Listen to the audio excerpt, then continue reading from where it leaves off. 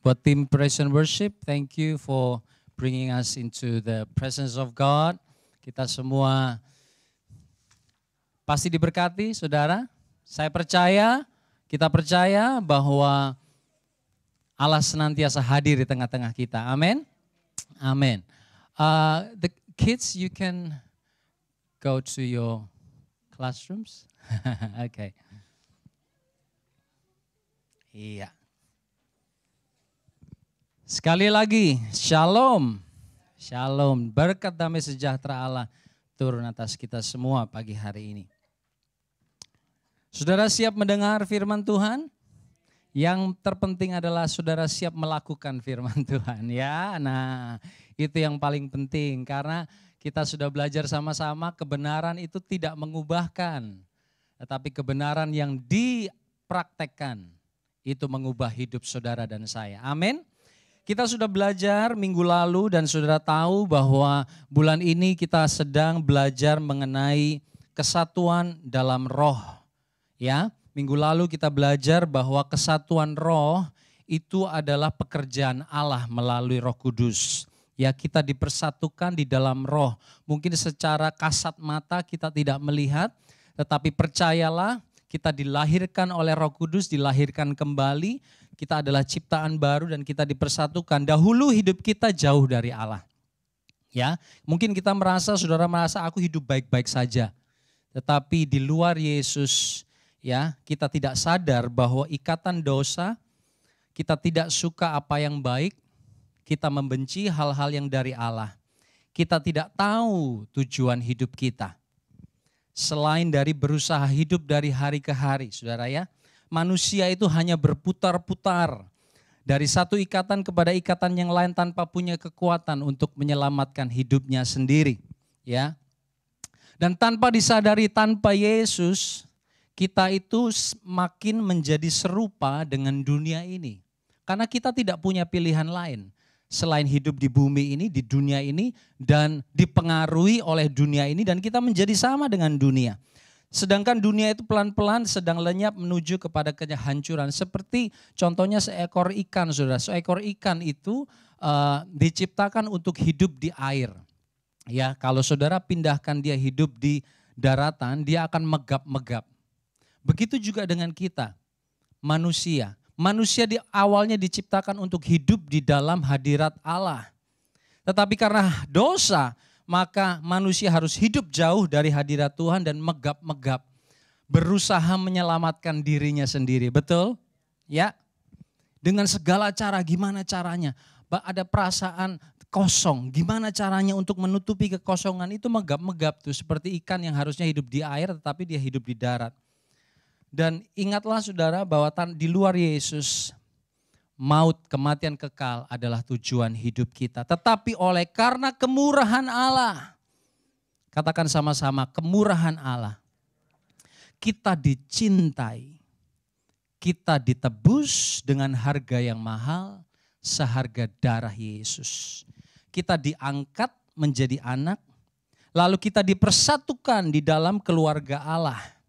Dan keluarga Allah ini besar dari ribuan tahun sebelumnya.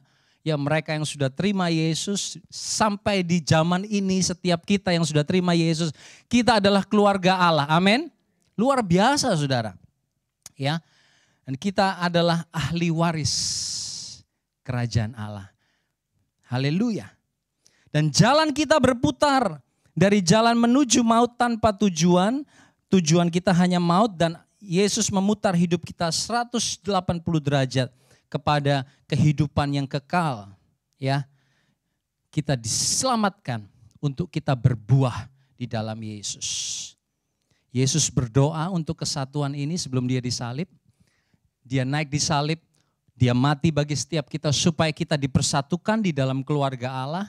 Dan Paulus pun berjuang untuk mempertahankannya, ya saudara. Minggu lalu kita belajar, dan saudara dan saya sebagai gereja dipanggil. Ecclesia Mission, ini panggilan setiap kita. Untuk kita ada di dalam panggilan yang mulia. Ini panggilan yang sangat mulia, saudara. Oleh karena itu, kita tidak bisa hidup sembarangan. kalau panggilan itu mulia, kita juga harus punya kehidupan yang mulia. Nggak bisa sembarangan. Kalau saudara dan saya dipanggil untuk menjadi bagian dari kerajaan Inggris, katakanlah ya.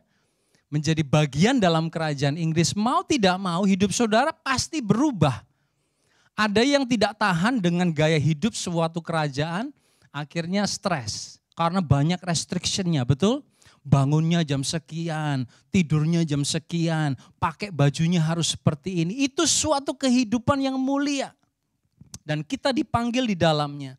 Oleh karena itu hari ini kita mau belajar bagaimana menurut Efesus pasal 4 ayat 1 dipanggil untuk hidup berpadanan sesuai dengan panggilan itu. Kita nggak bisa hidup dalam kerajaan dengan cara orang di luar kerajaan, betul?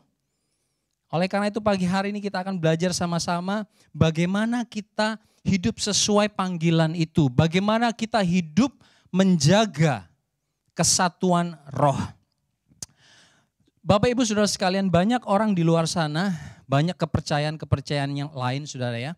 Untuk membela apa yang mereka percayai, mereka itu rela mati. Ya, saudara tahu benar di Indonesia, ya saudara kita rela mati untuk mempertahankan apa yang mereka anggap benar, betul? Tapi saya mau kasih tahu kepada saudara hari ini, bagi kita tidak perlu mati dulu. Ya, mati itu pasti kejadian satu hari nanti. Ya, mau tidak mau ada waktunya saudara kita pasti mati. Tetapi yang nomor satu yang harus kita lakukan hari ini, mari hidup bagi Allah. Karena hidup itu bagi Allah itu memang lebih susah daripada mati bagi Allah. Kalau mati habis selesai. Untuk hidup bagi Allah itu yang butuh perjuangan. Berapa banyak saudara percaya dan setuju dengan saya?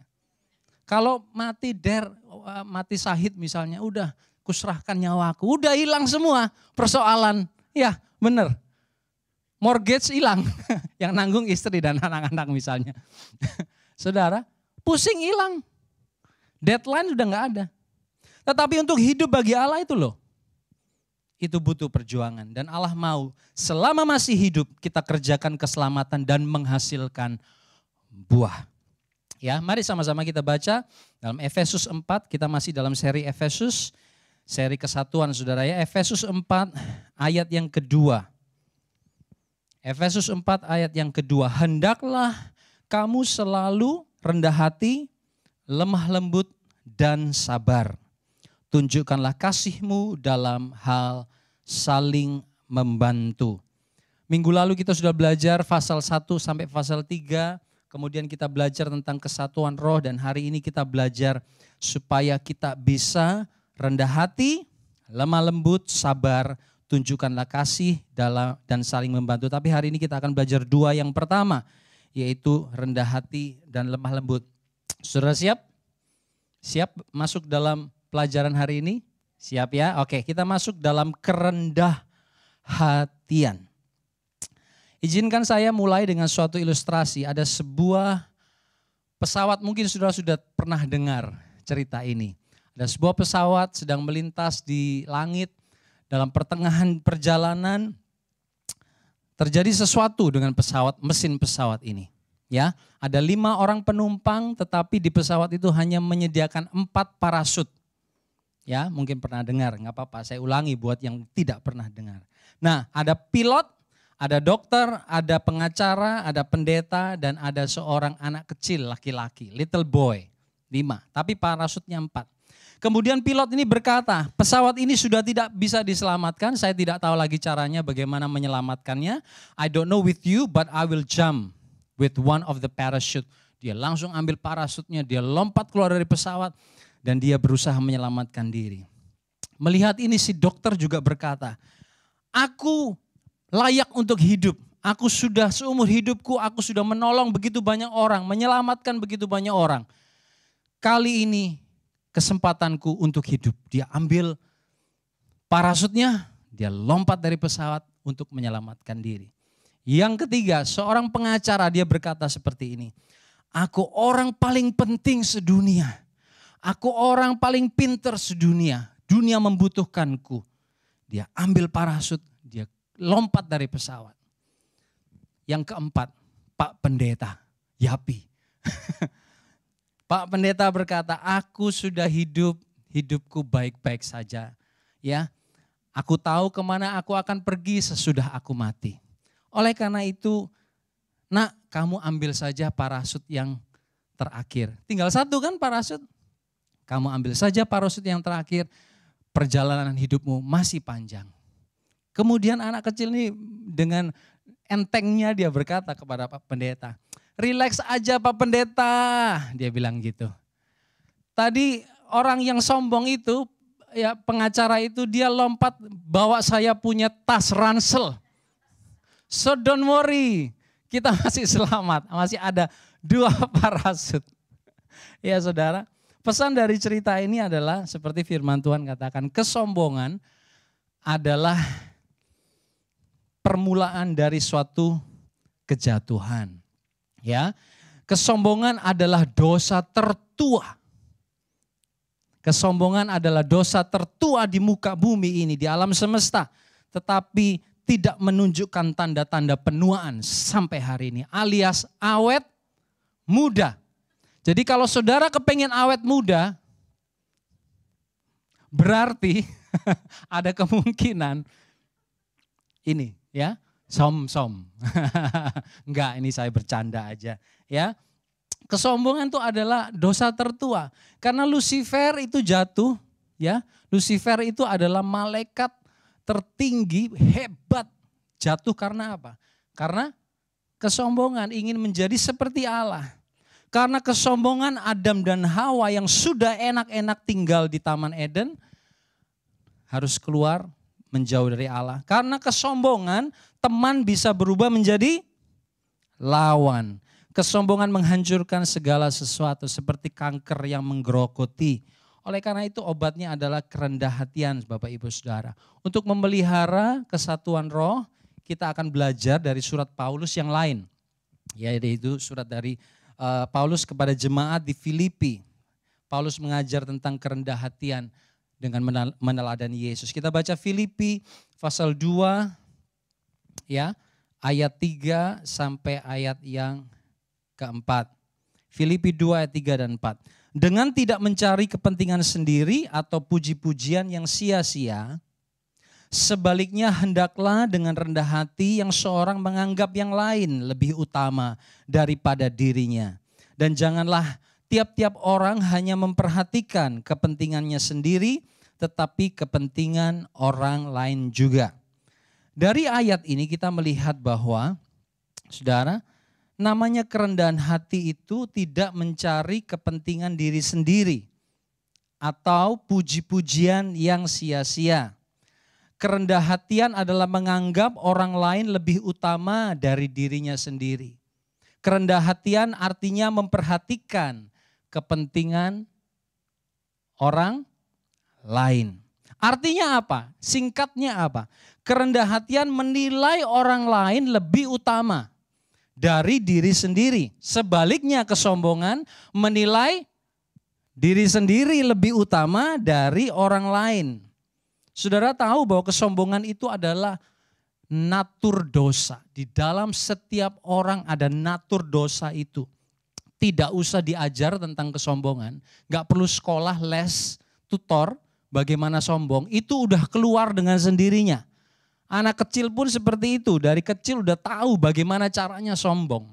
Oleh karena itu, Paulus mengajak jemaat di Filipi dan juga di Efesus yang pertama kita baca, ya saudara, untuk kita dalam ayat 5, Filipi 2 ayat 5, hendaklah kamu dalam hidupmu bersama menaruh pikiran dan perasaan yang terdapat juga dalam Kristus Yesus.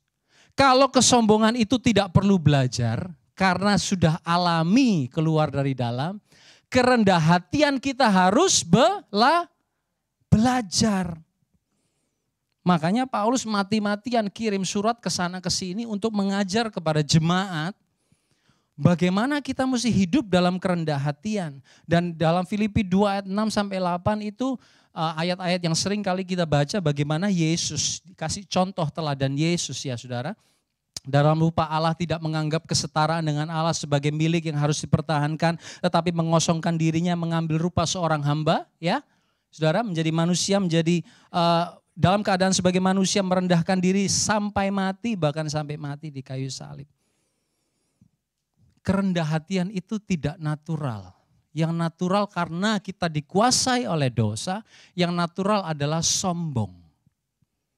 Oleh karena itu kita perlu belajar untuk rendah hati dengan intensional, dengan sengaja, harus dipaksa. Saudara, kalau sama anak di rumah, kita sama cucu di rumah lebih suka paksa mana?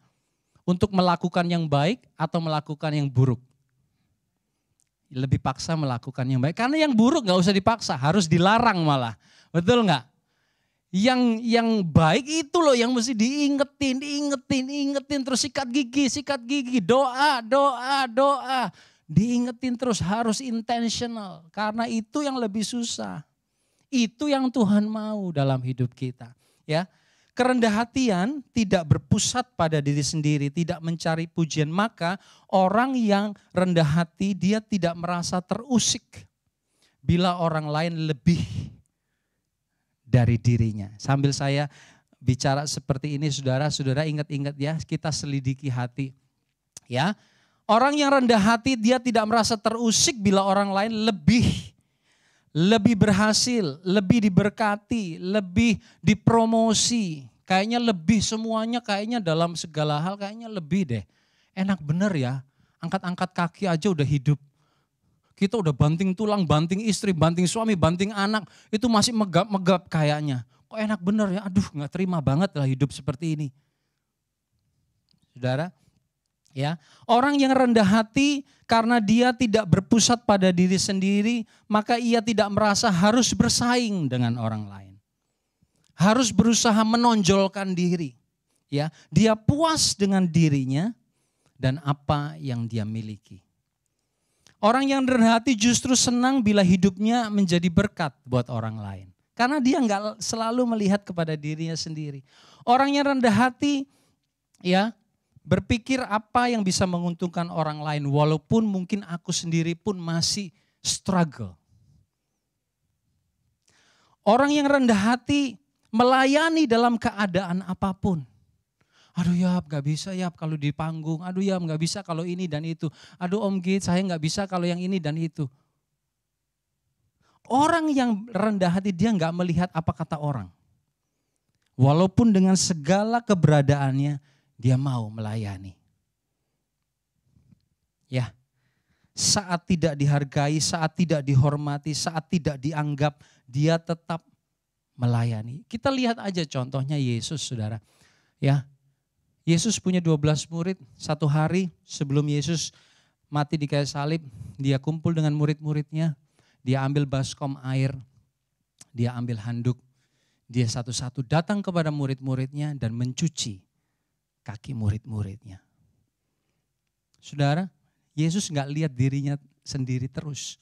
Aku kan raja, aku kan dari surga mulia, kok cuci kaki?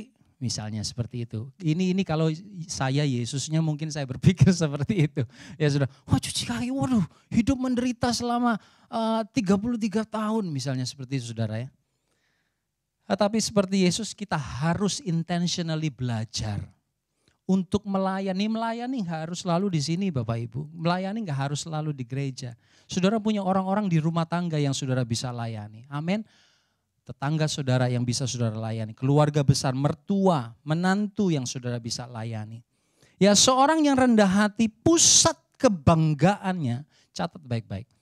Pusat kebanggaannya bukan pada harta, bukan pada prestasi, bukan kepada kuasa, bukan kepada karunia. Tetapi semata-mata kebanggaannya adalah kemurahan Allah. Karena dia tidak melihat ke dalam. Seorang yang rendah hati selalu melihat apa yang bisa aku beri kepada orang lain, apa yang bisa aku sumbang kepada orang lain, apa yang aku lihat dari Allah kerjakan di dalam hidupku. Oleh karena itu kebanggaannya adalah kemurahan Allah. Jadi segala sesuatu kalau terjadi yang baik, ya ini karena kemurahan Allah, luar biasa. Itu bukan cuma ngomong loh, hopefully saudara ya. Itu benar-benar keluar dari hati. Karena dia tahu dengan segala yang dia punya tidak mungkin terjadi kalau bukan Tuhan. Itu bagaimana kita memiliki suatu sikap yang rendah hati. Saudara, sekali lagi saya katakan ya saudara, ini enggak muncul dengan sendirinya. Kita harus latih. Jadi kalau saudara diberkati, ini karena kemurahan Tuhan. Kalau kita melewati hal-hal yang enggak enak, saya percaya kalau ini atas seizin Tuhan. Saya akan lewati dan saya akan alami kemenangan dalam hidup saya. Semua karena Tuhan. Amin, Bapak Ibu Saudara sekalian. Kerendahan hatian, saya lagi bingung kerendahan hati atau kerendah hatian. Karena lemah lembut itu kan kelemah lembutan. Jadi rendah hati, kerendah, ya bahasa Indonesianya benar, bagus. Bagi kita, saudara, kerendah hatian itu menyakitkan. Benar enggak? Ngangguk. Aduh, Yapi ngomongnya gak enak, bawa berkat gitu loh Yapi di tengah-tengah pandemik. Kerendah hatian itu harus menyakitkan Bapak Ibu Saudara. Tapi ingat, masih bersyukur. Kita itu belum sampai mencucurkan darah dan disalib, betul? Ya. Kerendah hatian membuat kita sangat tidak nyaman. Karena gengsi kita akan terusik. Karena kerendah hatian melawan kesombongan. Kita ini kan dikatakan selalu senantiasa ada peperangan. Betul di Efesus 6. Di Efesus 6 ayat bagian yang terakhir dikatakan, kenakanlah seluruh perlengkapan senjata Allah.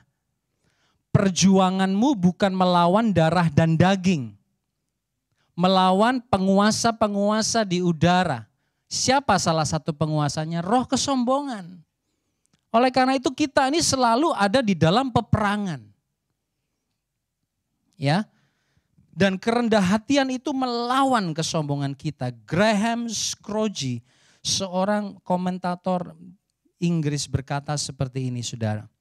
Cut the Bible anywhere and it bleeds. Belahlah Alkitab di bagian manapun, pasti saudara akan temukan penumpahan darah. Ya, dalam Kejadian 22, kalau saudara belah Kejadian 22, Abraham mengorbankan anaknya. Kalau saudara belah Mazmur 22, ada gambaran tentang penyalipan Yesus. Di situ dikatakan, Allahku kenapa engkau meninggalkan aku? Pemazmur menulis. Kalau saudara belah Keluaran 12, anak domba dikorbankan untuk Paskah pertama. Kalau kita belah Imamat pasal 5, korban pengampunan dosa. Kalau kita belah Yesaya 53 dan nubuatan tentang penderitaan Yesus. Sepanjang Alkitab mengajarkan bahwa hidup mengikut Yesus, menjadi murid Yesus, memelihara kesatuan, ada pengorbanan. Ada sesuatu yang menyakitkan hidup kita. Alkitab senantiasa berbicara mengenai pengorbanan. Dalam Filipi 2 yang tadi kita baca ayat 8 dikatakan, dan dalam keadaannya sebagai manusia ia telah merendahkan dirinya, taat sampai mati, bahkan sampai mati di kayu salib. Kerendahan hatian itu menyakitkan seperti saya katakan tadi saudara. Kalau ditulis di situ merendahkan dirinya dan taat sampai mati, tok titik, nggak ada selanjutnya. Bagi saudara dan saya itu kan biasa ya. Mati itu kan biasa. Setelah mati dikubur, ada funeral, ada viewing, that's it. So, kenapa? What's special? Tetapi kemudian ditulis sampai mati di kayu salib. Saudara tahu enggak? Penyalipan itu konon berasal dari bangsa Persia.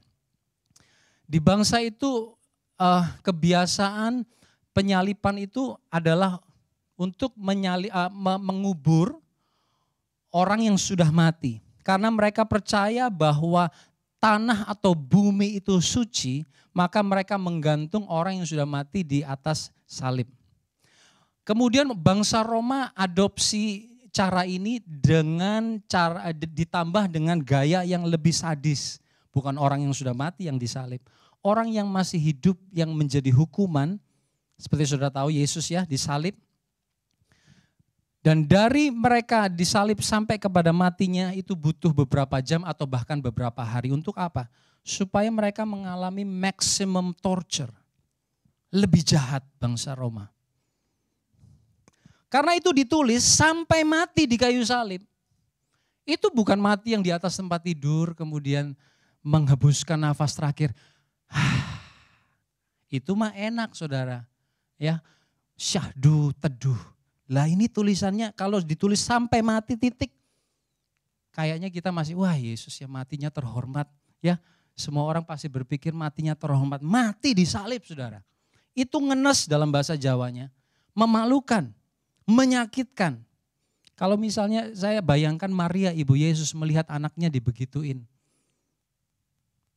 Anak sakit aja, anak saya kemarin minggu lalu sakit, muntah-muntah saudara. Itu maminya udah kayak udah mami aja yang sakit, kayaknya sampai nggak kerja gitu. Kayaknya melilit di hati ini. Itu baru muntah-muntah loh saudara. Minggu lalu anaknya kalian juga ya masuk rumah sakit operasi kecil kayaknya ya. Itu kayaknya kalau bisa dedian mami aja deh yang nanggung, bener nggak? Enggak, maminya aja yang nanggung kalau gitu.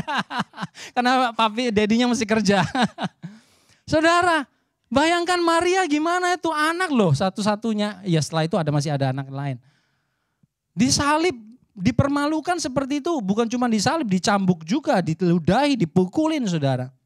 Dan harus mati perlahan-lahan. Sedemikian rendahnya kematian Yesus. Agar melalui kerendah hatian Yesus kita menerima pengampunan. Saudara, dalam 1 Petrus 5 ayat 5 dan 6 dikatakan seperti ini. Tidak melulu kerendah hatian itu saudara harus melewati semua pengorbanan. Yes, harus. Tapi mari kita dihibur sedikit dengan 1 Petrus 5 ayat 5 dan 6. Allah menentang orang yang congkak, tetapi mengasihani orang yang rendah hati. Karena itu rendahkanlah dirimu di bawah tangan Tuhan yang kuat. Supaya kamu baca sama-sama, supaya kamu ditinggikan pada waktunya. Nah orang sukanya 6 yang terakhir. Ditinggikan pada waktunya. Ditinggikan, diberkati. Tapi ngelewatin jalan Kalvari itu, Via Dolorosanya itu saudara. Nggak ada yang maunya kan yang naik ke surga, yang berkat. Tetapi sebelum itu terjadi ada yang namanya jalan Via Dolorosa. Dipermalukan, direndahkan. Di situ kita belajar kerendahan hati melalui kehidupan Yesus. Untuk memelihara kesatuan, nomor 1 yang harus kita pelajari. Kita mesti belajar rendah hati. Jangan selalu melihat gue. Apa yang aku mau, apa yang aku perlu. Ya seringkali karena terlalu melihat diri sendiri kita lupa Tuhan. Tuhan aku maunya begini. Tuhan aku maunya, aku punya rencana ini Tuhan. Tuhan yang ACC ya. Kalau dia nggak ACC, nggak terjadi, akhirnya kita apa? Ngambul. Akhirnya kita kecewa. Akhirnya kita nggak mau pelayanan. Akhirnya kita nggak mau gereja. Karena kita punya harapan kepada orang lain sehingga orang harus menuruti maunya kita. Kita nggak dapatkan apa yang kita mau, kita kecewa. Talk to the hand. Bicara dengan tangan bahasa Indonesianya. Saudara, itu bukan ciri orang yang rendah hati. Yesus saja mau rendah hati. Kalau kita menyembah Yesus, kita akan menjadi seperti apa yang kita sembah. Amin. Kita akan menjadi rendah hati. Dan rendah hati itu butuh proses. Saya diproses rendah hati itu setiap dari dulu sampai sekarang masih terus Bapak Ibu Saudara sekalian. Sampai hari ini. Coba lihat kanan kirimu, orang di sebelahmu itu yang proses saudara. Ini yang proses, ini yang paling dekat nih, yang proses. Mari kita belajar pagi hari ini. Ya, hidupku ini bukannya aku lagi. Amin. Hidupku ini bukan aku lagi, tapi Yesus yang hidup di dalamku. Yesus yang hidup di dalamku. Oleh karena itu saya mau ulangi sekali lagi seperti yang apa saya katakan minggu lalu. Kalau saudara berkata, ya aku memangnya seperti ini. Papaku, mamaku orang yang seperti ini, ya aku seperti ini dari dulu sekarang dan selama-lamanya seperti Yesus tidak berubah, aku tidak bisa berubah. Aku seperti ini. Something is wrong with you. Saudara tidak harus menjadi diri saudara. Saudara harus menjadi seperti Yesus. Katakan seperti Yesus. Kita diselamatkan bukan sekedar untuk menikmati warisan berkat janji kerajaan Allah. Oh, itu kurang saudara. Itu orang dunia lebih hebat. Mereka kumpulkan warisan untuk generasi berikutnya. Kita bukan cuma itu. Kita punya tujuan yang mulia. Kita dipanggil untuk menjadi serupa dengan Yesus. Saya bayangkan kalau enggak serupa dengan Yesus. Kita naik ketemu dengan Yesus di surga. Kamu siapa ya? Kok beda sendiri? Balik. Ngeri ini bercandaan saya saya nggak ngomong seperti itu, nggak cari di Alkitab saudara, ntar pikirnya saya sesat saudara ya. Enggak saudara. Tapi itu tujuan kita, menjadi serupa dengan siapa yang kita sembah. Sekarang pertanyaan, siapa yang saudara dan saya sembah? Apakah diri sendiri? Makanya orang yang sombong itu adalah orang yang menyembah dirinya sendiri. I don't need God. I don't need church. I don't need you. I don't need the word of God.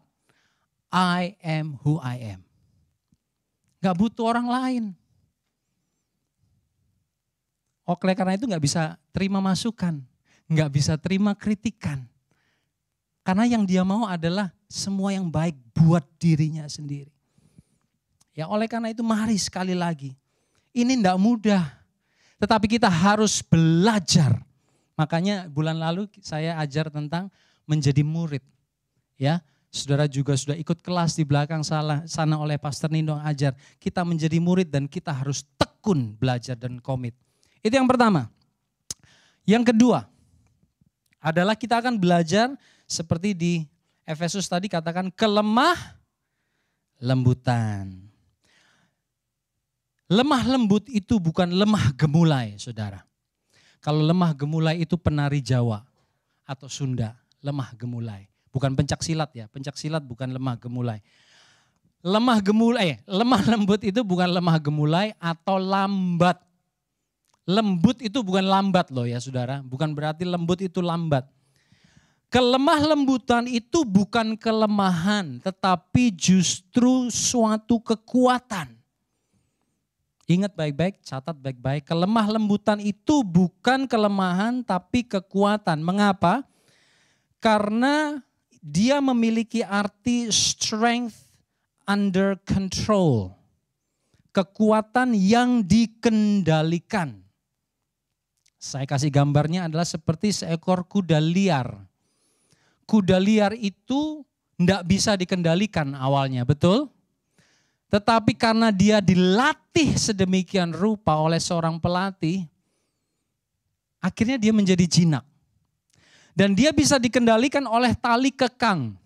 Ya saudara lihat di gambar itu ada tali. Itu yang mengendalikan kuda ini. Sehingga walaupun kuda ini memiliki kekuatan yang begitu besar, bisa berlari begitu jauh, bisa menanggung beban yang begitu berat, dia masih bisa dikendalikan oleh dua utas tali. Dua utas tali yang lembut ini bisa mengendalikan kekuatan yang besar. Itu namanya kelemah lembutan. Strength under control. Tali kekang itu lembut ya saudara. Enggak ada duri-durinya, enggak perlu pakai duri-duri, enggak perlu pakai cambuk. Berhenti dia. Wah lari dia, semakin diginiin dia lari. Hebat loh saudara. Itulah gambaran kelemah lembutan. Ya, kelemah lembutan berbicara mengenai seseorang yang tidak mudah terpancing emosi atau tidak mudah retak di dalam tekanan. Dia bisa kendalikan emosinya, dia bisa kendalikan pressure yang ada di dalam hidupnya. Ya, seorang yang lemah lembut berbicara mengenai seseorang yang saat dirugikan, saat dikecewakan, ia tidak membiarkan kemarahan, kekecewaan mempengaruhi, menguasai. Kita bisa marah, bisa saudara? Kita bisa kecewa, bisa tersinggung, bisa? Bisa, itu manusiawi. Ya sudah, karena kita bukan patung, kita masih punya perasaan. Tapi yang saya katakan di sini adalah dia tidak membiarkan dikuasai. Artinya apa? Jangan lama-lama. Cepat tali kekangnya, cepat ditarik kembali. Begitu juga dalam hubungan satu sama lain. Dengan saudara seiman. Kita pernah rasa kecewa? Sering ngaku saudara. Betul? Wah si itu dan si ini, wah Pak Pendeta, wah Pak itu, Pak ini, Bu itu. Sering, hampir setiap hari, bukan cuma di gereja, di mana-mana, di tempat kerjaan, dengan anak, dengan suami, dengan istri, dengan passengers. Betul? Mangkel, jengkel. Kayaknya kepengen dikebut nih mobil karena jengkelnya. Ya saudara. Tetapi jangan biarkan menguasai hidup kita terlalu lama. Itu namanya lemah lembut. Lemah lembut bukan seperti orang Jawa om ya, yang nopo kayak gitu. Itu roh halus mungkin, bukan roh lemah lembut. Iya saudara, jangan biarkan terlalu lama. Seorang yang lemah lembut dia dapat mengontrol kekuatannya. Dia dapat mengontrol perkataannya. Dia bisa mengontrol kata-kata yang harus dia keluarkan. Dia bisa mengontrol perbuatan, tindakan yang harus dia lakukan. Enggak gampang ya, enak aja. Loh yang bilang gampang siapa? Saya enggak bilang mudah loh saudara. Saya tadi bilang kita harus belajar. Dia tidak mendendam terhadap tindakan yang kasar yang dia alami. Cepat selesaikan, jangan disimpan. Karena itu rubbish. Saudara kalau punya rubbish di rumah, tong sampah. Tong sampah udah penuh gak dibuang-buang. Kira-kira menimbulkan pertengkaran enggak dalam rumah tangga? Ngomel, bau udah seminggu, udah 2 minggu, apalagi yang suka bersih-bersih. Wah itu torture, maksimum torture seperti disalib itu saudara. Ya. Ada perasaan itu boleh lewat di dalam kehidupan kita, tapi tolong biarkan itu lewat saja. Jangan dijadikan teman. Jangan dia nginep di dalam hotel rumah Anda yang so cozy, yang di dalam hati Anda nyaman untuk Roh Kudus ada di dalam hidup saudara aja. Nggak perlu ada itu yang dendam, kesumat apalagi ya orang Indonesia bukan cuma dendam tapi kesumat sampai 7 turunan itu dibawa. Nggak perlu. Karena itu bukan kita tidak dipanggil untuk hidup seperti itu. Amin. Seorang yang lemah lembut tidak tawar hati. Seorang yang lemah lembut tidak protes kepada Tuhan atau kepada gereja atau kepada situasi di dalam penderitaannya. Karena dia tahu segala sesuatu yang terjadi atas izin Allah. Karena dia tahu hidupnya adalah milik Allah. So anything happen to me, kalau Allah tidak izinkan tidak akan terjadi. Saya ingat kata-kata ini dikatakan oleh Pendeta Lydia ya berapa minggu yang lalu, bulan lalu kalau nggak salah. Pada waktu Ariel anaknya kena cancer, Tuhan ingatkan kepada dia. Ariel itu milikku. So anything happen to him, kalau bukan atas seizinku tidak akan terjadi. Begitu juga dalam hidup saudara dan saya. Jadi kalau ada sesuatu yang gak enak, ada tekanan, ada goncangan apapun terjadi dalam hidup kita. Mari kita perlengkapi pikiran kita dengan pikiran seperti ini. Hidupku ini adalah milik Kristus. Kalau sesuatu terjadi di dalam hidupku, terutama yang tidak enak, dia tahu. Dan atas izin Tuhan. Amin saudara. Kalau kita aja sebagai orang tua ingin melindungi anak kita, benar enggak? Kalau bisa jangan sakit, kalau bisa jangan fail. Kalau bisa jangan dibully, kalau bisa jangan kecopetan, kalau bisa jangan begini dan begitu, kecelakaan. Betul enggak? Itu kita yang tidak sempurna, yang tidak bisa kontrol melindungi anak kita 24 jam dalam 7 hari. Tetapi Bapa kita yang dia berjanji, I am with you, Immanuel, God with us. Kalau sesuatu terjadi di dalam hidup kita, perlengkapi pikiran kita dengan kebenaran ini. Tidak ada yang dapat memisahkan kita dari kasih Allah. Amin. Kalau kita harus melewati via dolorosa, perjalanan yang menyakitkan, lihat ke depan. Pasti ada kebangkitan, pasti ada kenaikan, pasti ada janji Tuhan. Kalau saudara mau alami kemenangan, harus mengalami pergumulan, peperangan. Ya, kalau kita sedang mengalami peperangan, lihat ke depan, akan ada kemenangan. Ini enggak akan selamanya seperti ini. Oleh karena itu Tuhan kasih kita perjuangan peperangan untuk apa? Untuk kita belajar punya hati yang lemah lembut. Ya. Orang yang punya hatinya lemah lembut adalah orang yang bendable. Saudara tahu bendable? Yang bisa ditekuk but not breakable. Bend. Apa itu ya bend? So, saya ingat seperti saudara tahu kalau biasanya Vivid Night, biasa banyak orang jual gelang yang apa itu namanya? Fluorescent yang bisa ditekuk jadi gelang tangan. That's bendable. But not breakable. Kita bisa ngomong sama Tuhan, Tuhan, aku nih kayaknya udah ditekuk berapa kali nih Tuhan. But I'm not gonna be breakable. Boleh silakan. Tapi aku akan keluar seperti emas. Seperti emas murni. Itu yang terjadi di dalam hidup Ayub. Dia di-bend sama Tuhan izinkan di-bend, ditekuk itu luar biasa. Habis semuanya saudara. Tapi apakah dia breakable? Bisa dihancurkan? No. Itu loh saudara, kekuatan seseorang yang punya hati lemah lembut.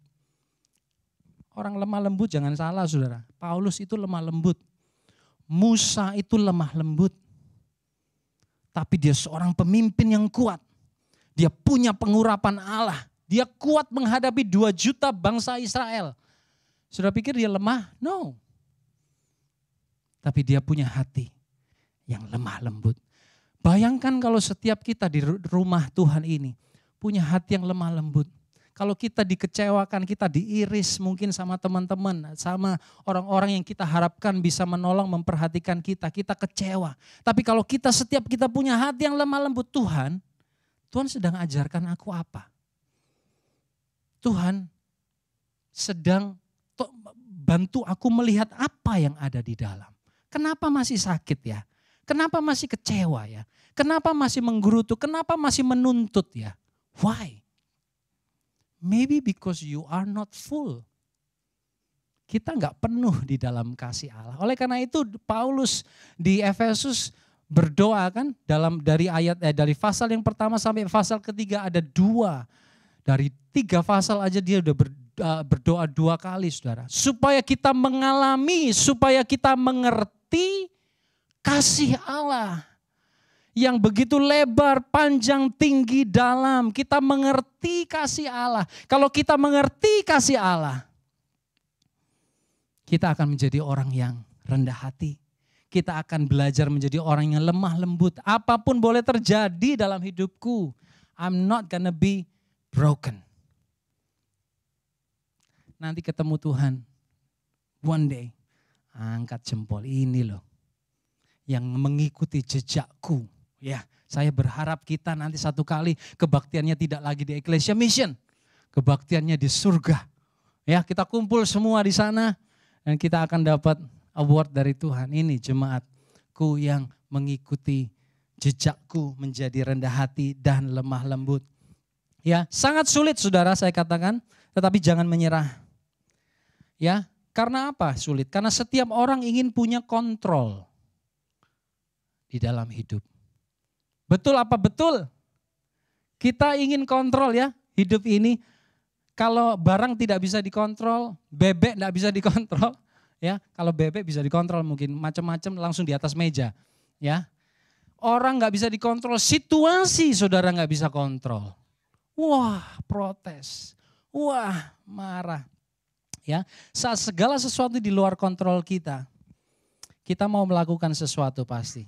Membalas dengan marah, simpan dendam dan sebagainya. Ya, suami istri juga ingin saling kontrol. Tetapi Allah, catat baik-baik pagi hari ini. Allah selalu tempatkan kita di bawah otoritas. Istri tunduklah kepada suami. Wah, suami itu kan aku udah bilang, weh ya Tante Jasmine tuh pengalaman itu. Istri tunduklah kepada suami, jangan salah dulu, jangan cepet-cepet suami-suami. Dikatakan dalam firman Tuhan, suami tunduklah kepada Kristus, lebih parah loh. Lebih berat loh saudara. Contohnya harus Kristus suami. Istri boleh lihat suamimu yang Kristus, bosmu Kristus. Bosnya bukan bos, saya bukan ngomong dalam hal otoriter saudara, tapi yang saudara harus tanggung jawab, harus tunduk adalah kalau istri kepada suami, suami kepada Kristus, anak-anak kepada orang tua, hamba saudara yang bekerja dengan orang lain, punya bos kepada Tuhan saudara.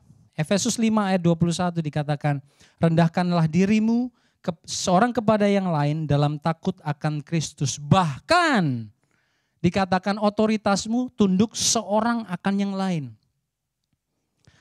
Otoritas itu tidak bicara soal umur saja.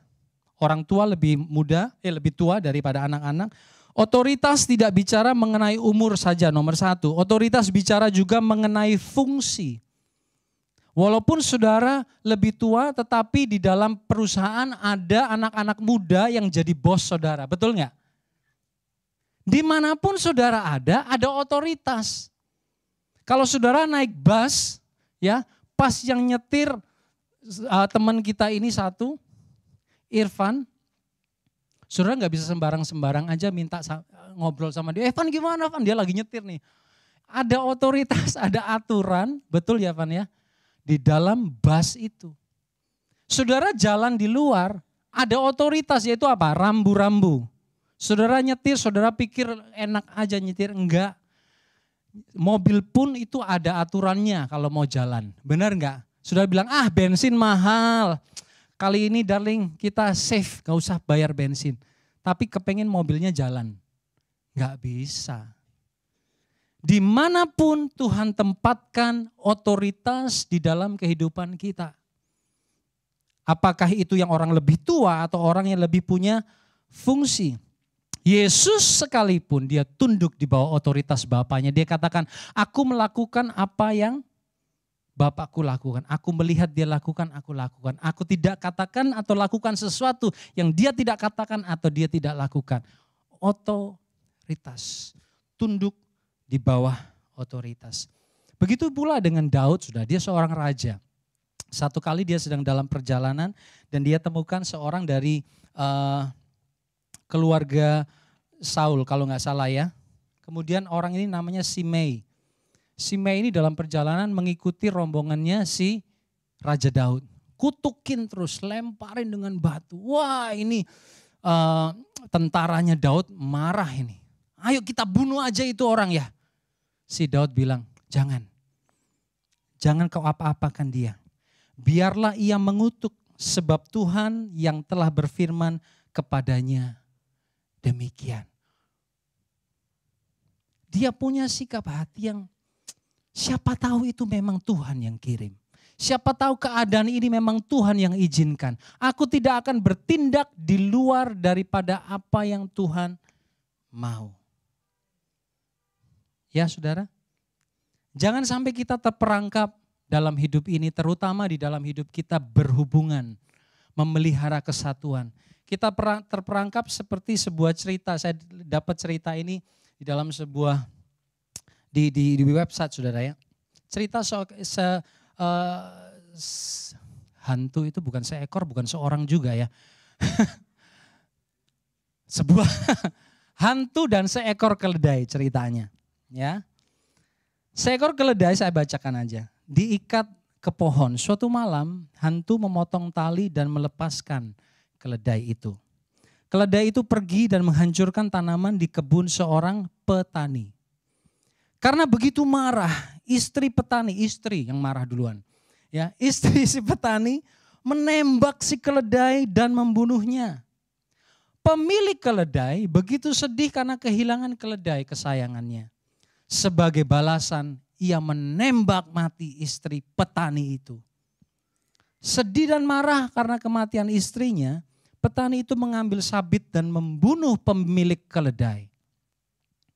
Istri pemilik keledai menjadi sangat marah sehingga dia dan anak-anaknya membakar rumah petani itu. Gak kelar-kelar kan saudara? Istri pemilik keledai menjadi sangat marah, sudah ya.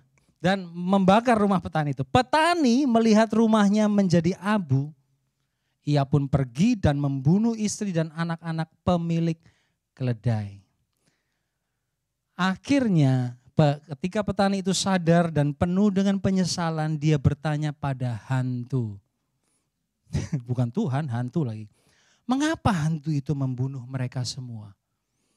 Hantu itu menjawab, aku tidak membunuh siapa-siapa. Aku hanya melepaskan seekor keledai yang diikat dengan tali. Kalian semua yang melepaskan iblis dalam diri kalian yang menyebabkan segala hal buruk yang terjadi. Nangkep saudara? Ya. Ya. Seringkali iblis itu lepaskan hal-hal dalam hidup kita. Baik itu di sosial media, baik itu tentang COVID dan sebagainya. Ya saudara, apapun dari orang di rumah, di pekerjaan, di jalanan. Lepas aja keledai. Hantu itu lepas keledai. Weh, ini yang bikin ribut kan bukan hantunya sebetulnya. Orang yang respon. Jadinya ribut. Nangkep Bapak Ibu Saudara sekalian? Ini Tuhan gak mau seperti ini. Yang Tuhan mau adalah pelihara. Please, dia katakan pagi hari ini.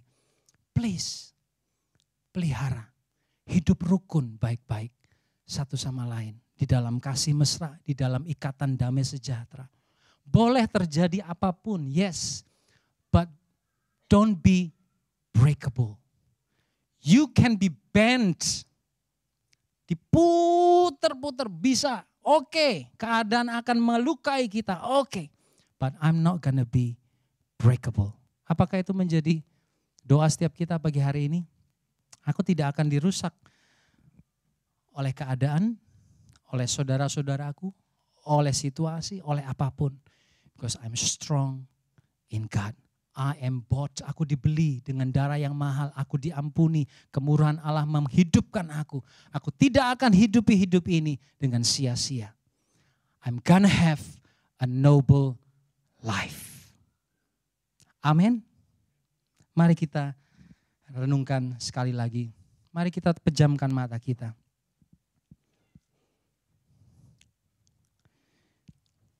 Firman Tuhan berkata, kalau engkau ingin menjadi besar, jadilah hamba bagi sesamamu. Yesus sebagai kakak sulung kita sudah memulainya. Mari kita ikuti jejaknya. This is not gonna be easy. Tetapi percayalah dia ada bersama menyertai, menguatkan kita. Kita akan naikkan pujian yang bulan lalu kita nyanyikan. Saya suka sekali, sangat cocok dengan tema kita.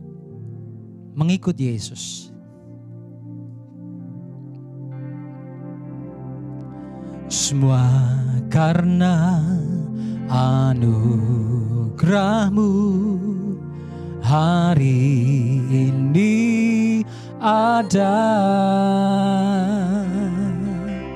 Bukan karena kuatku, namun karena Roh-Mu. Ku bawa hatiku penyembahanku. Ku semakin berkurang, Yesus makin bertambah. Mari bangkit berdiri sama-sama. Mengikuti Yesus, itulah kesukaan hatiku. Ku lepas semua hakku untuk mengenal kehendaknya. Di hidupku mengiring Yesus, itulah kekuatan hidupku. Ku yakin anugerahnya mampu jadikanku hamba yang berkenan selalu. Sekali lagi dari atas katakan, semua karena anugerah-Mu Tuhan. Semua karena, responi firman ini yang Tuhan sampaikan. Kalau kita bisa dengar firman-Nya, itu anugerah.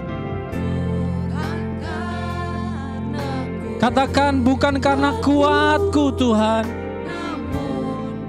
nah Roh-Mu. Ku bawa hatiku, penyembahanku, biar aku semakin berkurang, Yesus semakin bertambah. Mengikuti Yesus, itulah kesukaan hatiku. Ku lepas semua hakku untuk mendengar kehendak di hidupku. Oh, mengiring Yesus, itulah kesukaan hatiku. Ya, anugerahnya mampu jadikanku hamba yang berkenan selalu. Mengikuti Yesus, itulah kesukaan hatiku. Ku lepas semua hakku untuk mengenal kehendaknya di hidupku. Mengiring Yesus, itulah kekuatan hidupku. Ku yakin anugerahnya mampu jadikanku hamba yang berkenan selalu.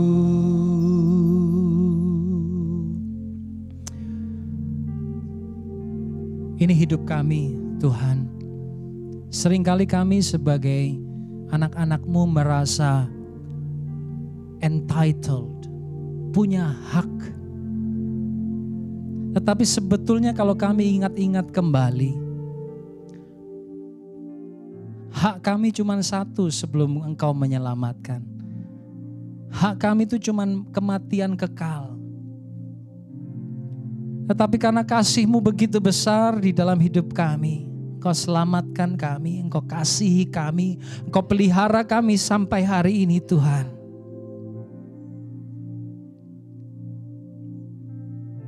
Engkau bebaskan kami, Engkau tolong kami. Oleh karena itu biarlah pagi hari ini kami mau terima panggilan Tuhan untuk menjaga apa yang sudah Engkau kerjakan di dalam tubuh-Mu.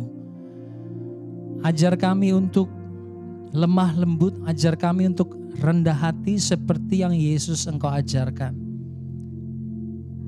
Sehingga dunia bisa melihat bahwa kami satu di dalam Yesus. Terima kasih Bapa. Terus berbicara Roh Kudus. Kami percaya kami sanggup melakukannya karena Engkau. Terima kasih Bapa. Di dalam nama Yesus semua yang percaya katakan amin. Amin. Silakan duduk Bapak Ibu.